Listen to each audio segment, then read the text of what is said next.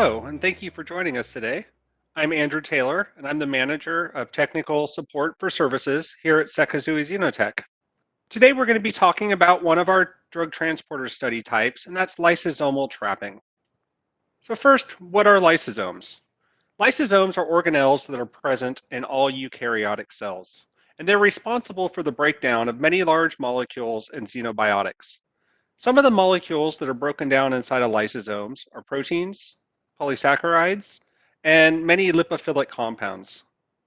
Inside the lysosome, there's an assortment of hydrolytic enzymes, and the environment inside the lysosome is also highly acidic, with a pH of about 4 to 5.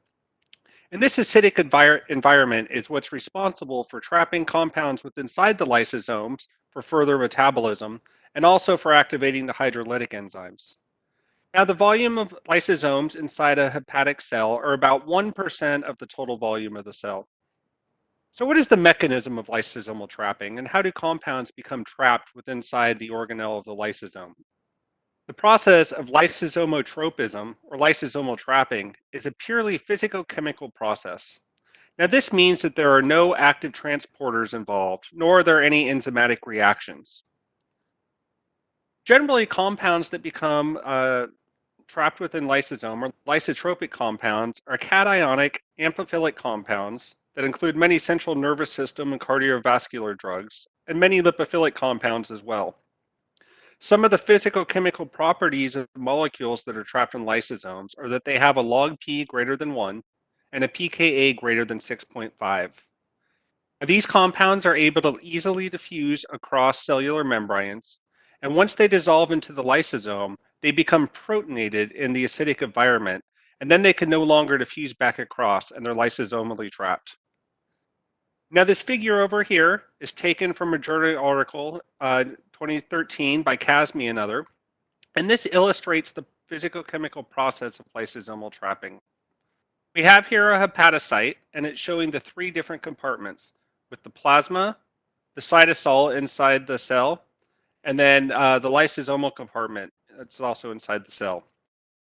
And a compound that's going to become lysosomally trapped is here in the plasma, and it diffuses into the cytosol, and then into the acidic environment of the lysosome, where it is protonated. It cannot leave the lysosome.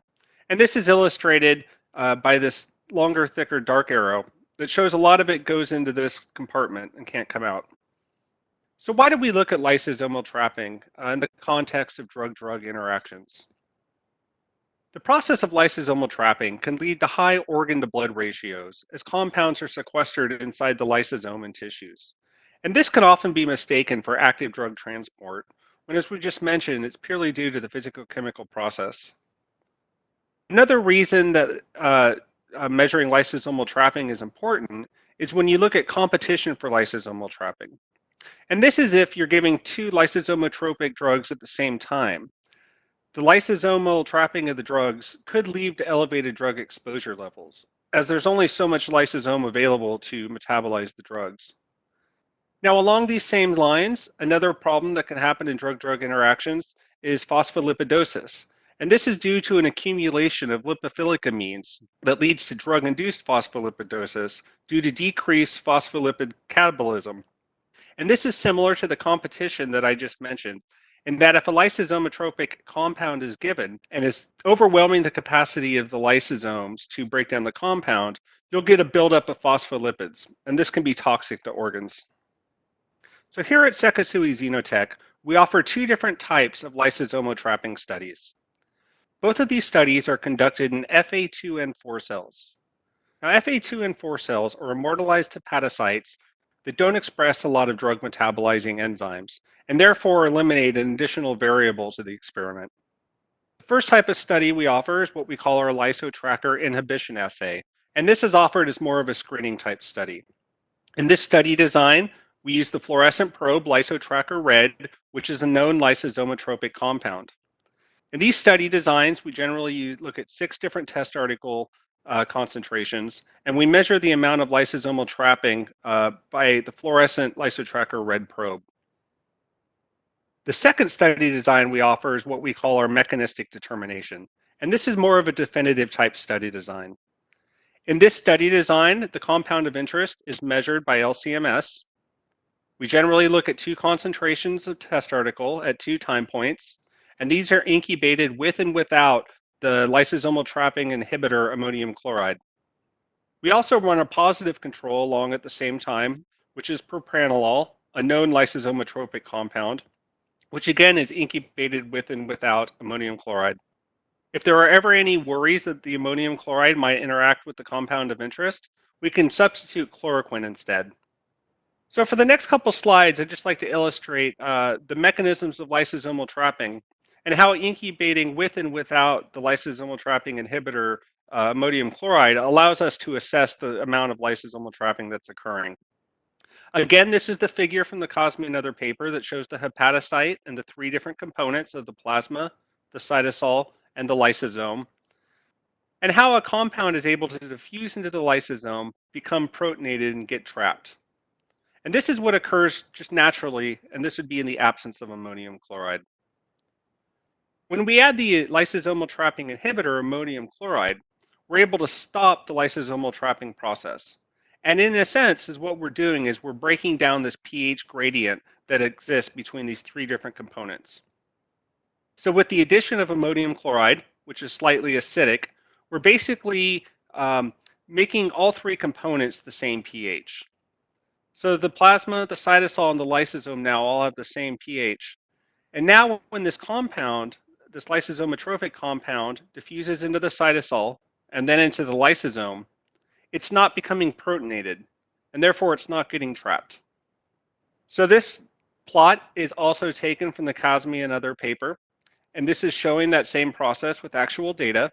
On the y-axis, we have the cellular partitioning of propranolol, a known lysosomotropic compound, and we're looking at it on the x-axis over incubation time and how that the amount of cellular partitioning that occurs. And here we have 2 treatments. The diamonds show the treatment without ammonium chloride, and you can see that we have a much higher amount of cellular partitioning. Then the treatment with the squares is in the presence of ammonium chloride, the inhibitor to lysosomal trapping. And it's the difference between these 2, which is the extent of lysosomal trapping that occurs within the cells for that compound. This is another way, this is some data that comes from our mechanistic assay for lysosomal trapping. And this is just looking at that same data in a different way. Here we have the lysosomotropic compound propranolol. On the y-axis, we have the percent of control.